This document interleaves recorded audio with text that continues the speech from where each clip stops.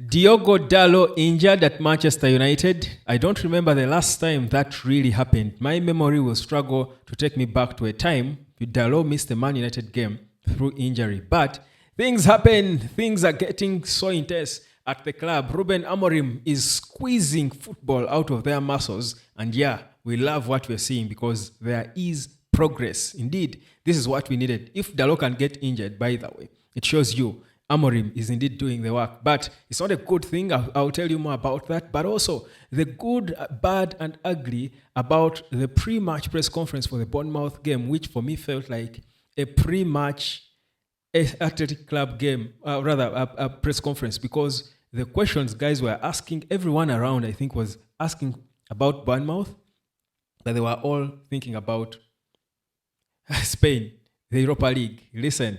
This is the United of Sport. Like, share, subscribe, and thank you guys, all of you who have paid from all over the world. Those who have paid the $15 to study. There's a gentleman in Nigeria. There's someone in Sierra Leone. There are, I think, 3 people in Zimbabwe. Yes. So I think it's a good thing to see that you people are coming through, and of course trying to learn. Listen, it's always important for you to learn practical things that are going to bring you money. It's always important. Well, thank you so much. Let's get proper into the talk as I keep waiting for more of you because I've got the time. It's all for you to learn, and we earn, enjoy together, be happy from wherever you are, and let's enjoy it. Internet brought us together. Let's earn from it together. Well, so Diogo Dalot has got a muscle and calf injury according to Ruben Amorim, and he will be out for probably long. It could even be until the end of the season. There still is time for more assessments, scans for them to confirm how long exactly Diogo Dalot will be out. And I'll tell you, Dalot had improved a bit, to be honest. Amorim, he's one of the players he has tried to improve despite him being, I think, struggling for the most part, playing, especially when he was playing on the left before Dogu came. But even on the right at times, he would make the wrong decisions. But you see subtle improvements in Diogo Dalot. But for me, the one thing I would credit him for is the fact that he has been available, always with the right attitude. I remember when I was at Carrington, he was so focused when he came to training, but also respectful to the supporters. You see a guy, what you saw on the pitch, you understand why coaches keep putting him there. But also, Diogo Dalot is a utility player. I think he's our John Oshie, he's the Julian Timber at Arsenal, but of course Timber is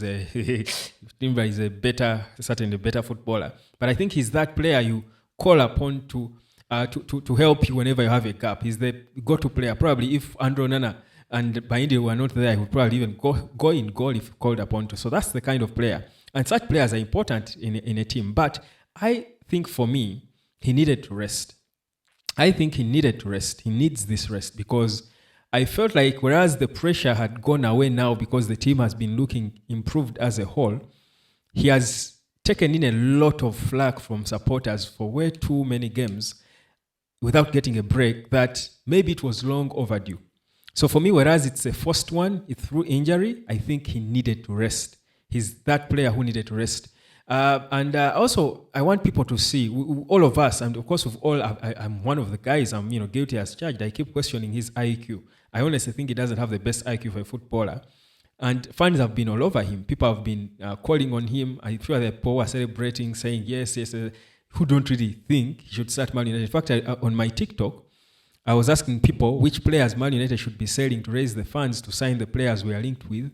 And a certain people were mentioning Diogo Dalot, who I think can't be sold, honestly. I think he's quite untouchable, even for Amorim and Ineos. But the truth is, a lot has been happening around him that he needed to be off the pitch for some time, to reflect on himself, his career. At times you just need to take a step back and reflect, and maybe it can help you get better. I think he might return as a different footballer because there is a footballer in Diogo Dalot. There are things he does at times on the ball and you think, okay, this guy can do this stuff. If he can be more calm, smarter, more relaxed, maybe there is a better talent than what we are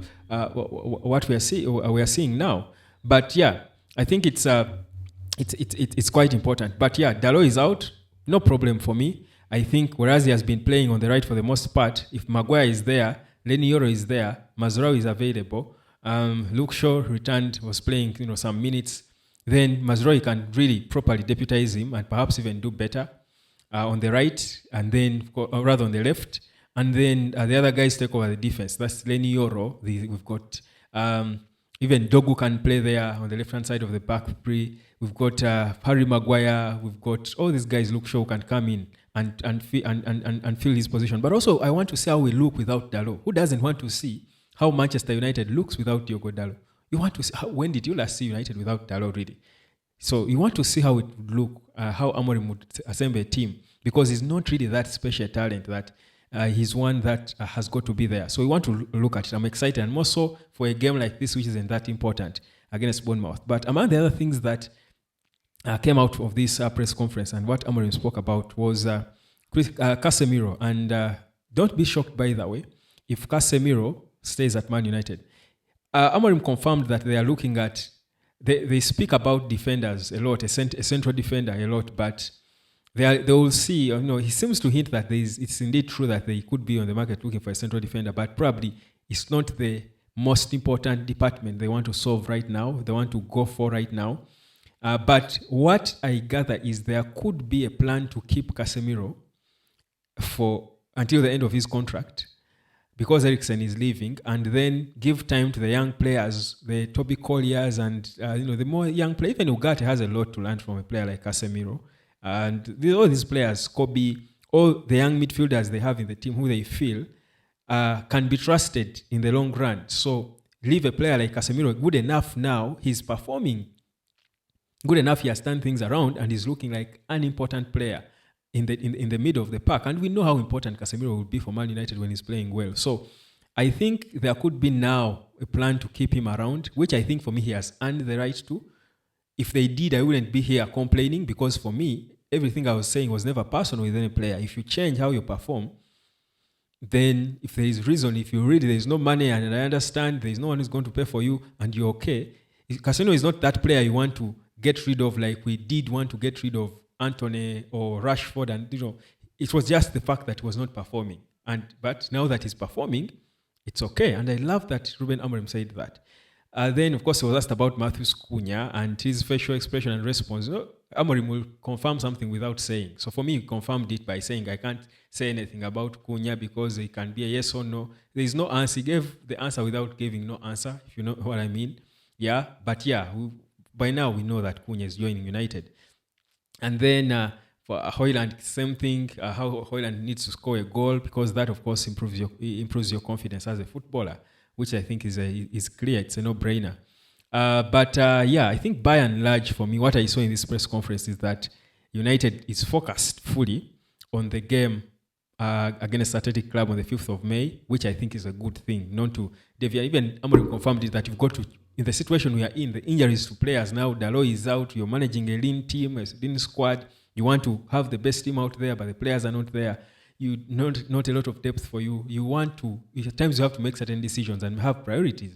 And he confirmed that. So you deal with it. He will give it to you the way he knows it. He will be honest with you. And for me, to a great extent, I appreciate that. He will learn over time when to be honest and when not to. But for me, I love every response from Ruben Amorim and whatever he says in these press conferences. So that's a bit of it about that press conference before the game. Not so much to dig into the game, like I've been saying, but Amorim has made it clear they want to do their business early, as if for me confirming everything we've been talking about in terms of the moves being made behind closed doors to try and seal signings as early as possible. Amorim and Ineos are at the wheel, and trust you me, it's looking good. It's looking stable. He said it's easy. It's Man United, first of all, but also they are clear with their project and they explain it easily to players. It's clear to understand.